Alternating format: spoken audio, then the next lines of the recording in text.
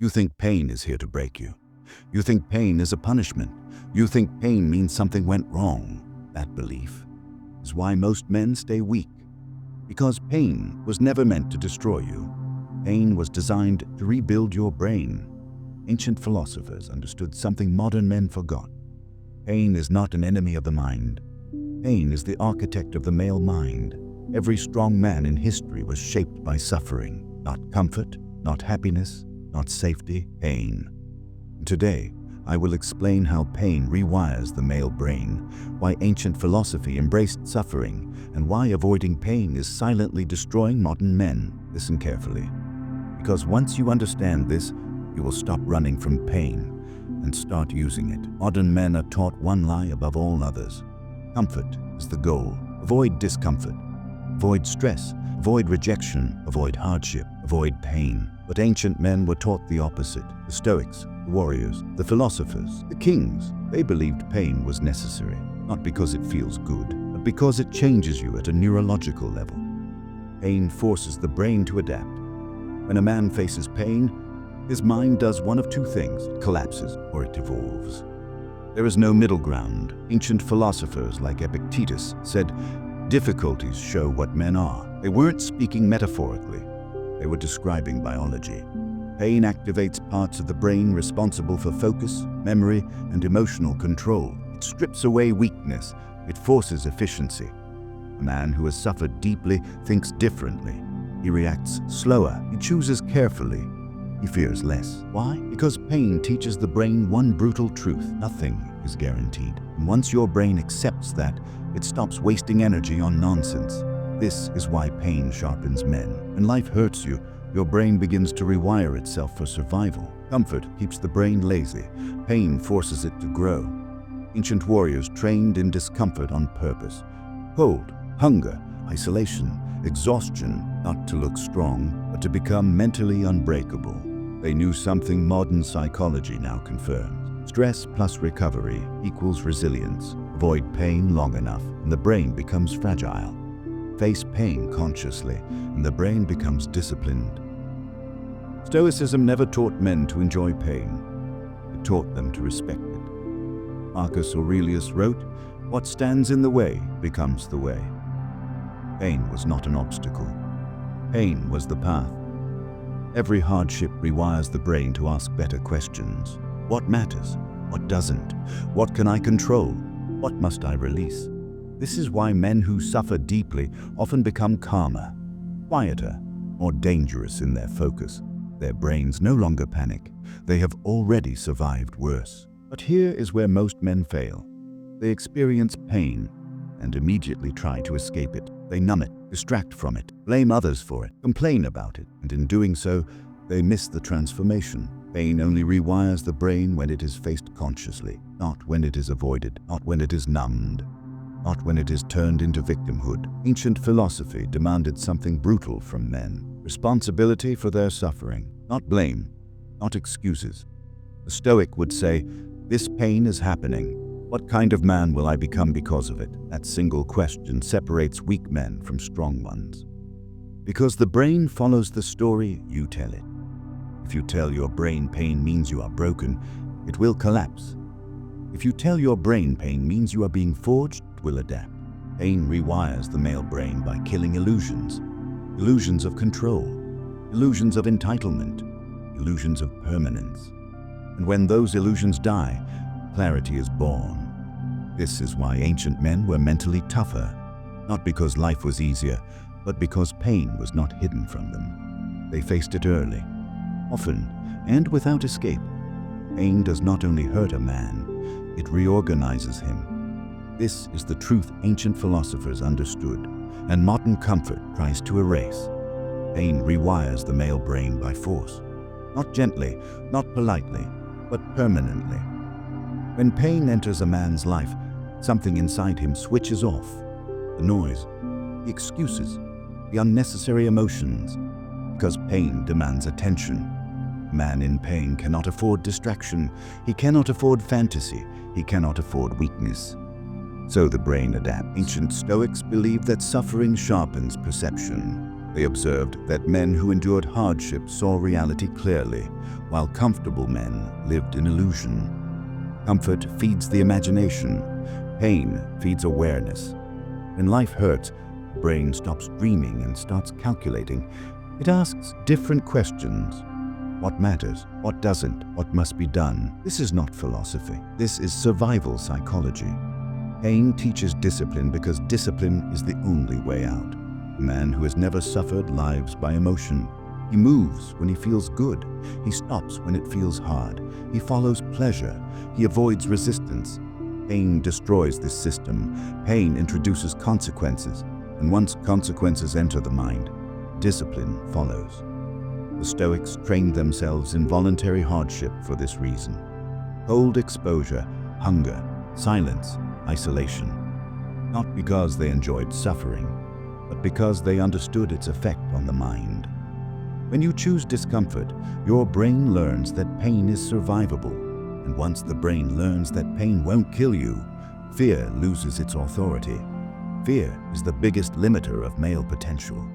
Fear of failure, fear of rejection, fear of loss, fear of judgment.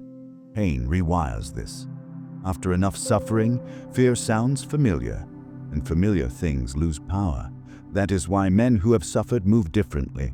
They speak slower, they react less, they hesitate less. They are not brave, they are experienced. Ancient warriors knew this.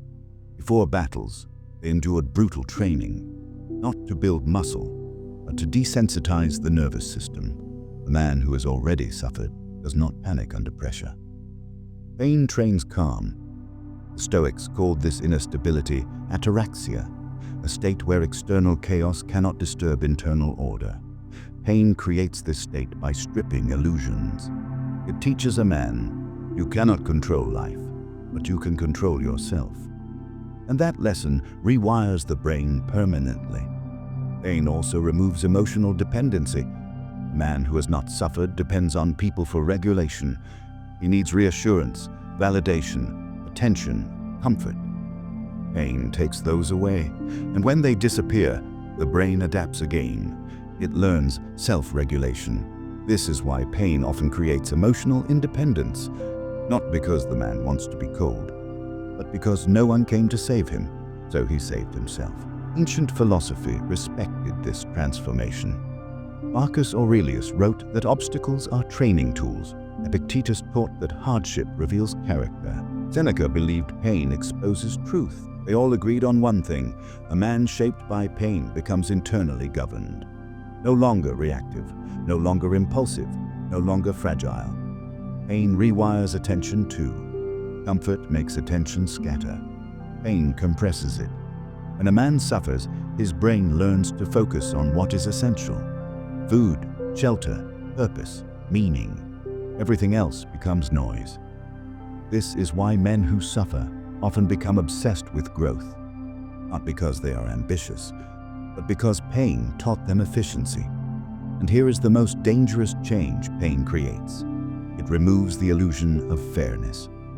A man who believes life is fair stays soft. A man who knows life is indifferent becomes prepared.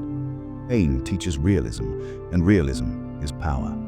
The ancient world respected men who had suffered, because suffering meant exposure to truth. No fantasy, no entitlement, no victimhood, just reality, raw and unforgiving. And men who adapt to reality always outperform men who escape it. Pain does not make every man stronger, but it gives every man the opportunity. Those who resist it, break. Those who accept it, evolve. This is the fork in the road. Pain does not only train the mind, it redefines identity. This is the part most people never understand. Man is not shaped by what he wants to be. He is shaped by what he survives. And pain is the event that forces the brain to ask, who am I when everything is taken away? In ancient times, this was intentional. Boys were not protected from hardship. They were exposed to it. Spartans removed comfort early because they understood something modern society avoids. Identity is forged under pressure. A man who has never been tested does not know who he is. Rejection is one of the most powerful forms of pain because it attacks identity directly. When a man is rejected, his brain receives a brutal message: you are not enough. Most men collapse here. They beg, they explain, they chase approval, they lose themselves. But some men respond differently. Their brain adapts. Ancient Stoics observed this transformation. They saw that rejection creates a fork in the mind. One path leads to bitterness, the other leads to reconstruction. The men who chose reconstruction became dangerous, not violent, but unshakable. Rejection forces a man to build internal worth.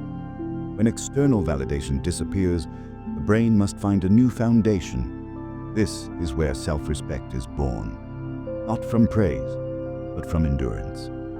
The man who survives rejection learns, I exist without permission. That belief changes everything. This is why men who have been humiliated often return silent, focused, and transformed. Pain teaches them, no one is coming, and that truth rewires identity. Look at ancient examples. Marcus Aurelius was surrounded by betrayal, disease, and war. He lost children. He faced constant opposition, yet he never complained publicly. Why? Because pain had already reshaped his identity. He did not see himself as a victim. He saw himself as a servant of duty. Epictetus was born a slave, physically crippled, owned by another man. His life was pain, but pain gave him something rare: mental sovereignty. He realized, they can control my body, but not my judgments. That realization made him untouchable. Rejection also teaches men emotional economy. A man who has suffered stops oversharing. He stops explaining. He stops justifying, because pain taught him something critical. Not everyone deserves access. This is why experienced men speak less, not because they are cold, but because they are selective. Pain also removes ego illusions. Before pain, a man believes, I am special. After pain, he learns, I am replaceable. And paradoxically, this makes him stronger, because replaceable men work harder, prepare better, stay disciplined. Entitlement dies in pain, and discipline replaces it. Ancient warriors used rejection deliberately. They isolated men, tested loyalty, denied praise. Why? Because praise makes men dependent. Rejection makes men autonomous. Autonomous men are dangerous. The male brain, rewired by rejection, develops one key trait: self-definition. A man no longer asks, do they approve? He asks, did I act according to my standards? This shift is irreversible. Once a man builds internal identity, external opinions lose power forever. This is why rejection creates two types of men: broken men and rebuilt men. The difference is acceptance. Those who accept pain grow. Those who resist it decay. Pain does not turn a man loud, it turns him quiet. This is the final stage of transformation. When pain has done its work, a man no longer needs to announce himself. He no longer explains. He no longer reacts, because pain has already answered every question life can ask him. Ancient philosophers recognized this stage immediately. They said, the man who has suffered correctly becomes immovable, not frozen, not emotionless, but centered. Pain creates calm power. Before pain, emotions control behavior. After pain, behavior controls emotion. This is not suppression, this is mastery. A man shaped by suffering does not panic under pressure. He does not chase validation. He does not beg for understanding. Because pain taught him this truth. No reaction is also a response. Silence is not a strategy he learned. It is a byproduct of clarity. When a man understands himself, he has nothing to prove. When a man accepts reality, he has nothing to argue with. This is why the strongest men in history were often the quietest. Look at the ancient Stoics. They did not speak often. They did not defend their reputation. They did not explain their pain. They focused on duty because pain had already stripped ego from them. The Stoics believed that once a man is forged by pain, he becomes internally governed.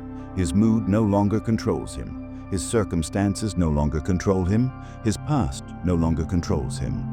Only his principles remain. This is the highest form of freedom. Pain also rewires time perception. man who has suffered stops wasting moments. He understands impermanence. He acts now, speaks when necessary, moves with intention. This is why pain-born men seem focused, grounded, and present. They are not in a rush. They are not distracted. They know exactly what matters. Ancient philosophy did not promise happiness. It promised strength. And strength is what allows peace.